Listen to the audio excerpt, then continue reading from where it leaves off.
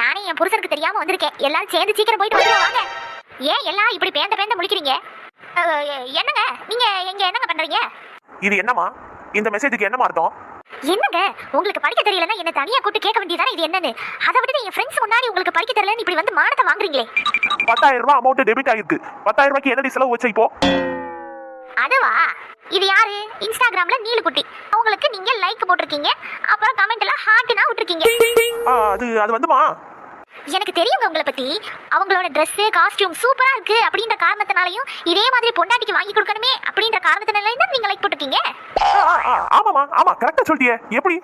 அப்புறம் இன்னொரு ஐடி ஷாலுமா. அந்த ஷாலுமாவுக்கும் லைக் போட்டிருக்கீங்க, ஹார்ட் போட்டு சூப்பர்னு கமெண்ட் வேற போட்டிருக்கீங்க. அது வந்து இவங்க போட்டுக்கிற ட்ரெஸ், கோல்டு, ஜுவல்லரி இது எல்லாம் உங்களுக்கு பிடிச்சிருக்குன்றதுனால தான் நீங்க லைக் போட்டுருக்கீங்க. அதெல்லாத்தையும் நானும் வாங்கி போட்டுக்கறோம் இல்லையா? அதுக்கு தான் இந்த 10,000 ரூபாய் டெபிட் ஆச்சு. இப்போ புரியுதா? நல்லா புரிஞ்சிருச்சுமா.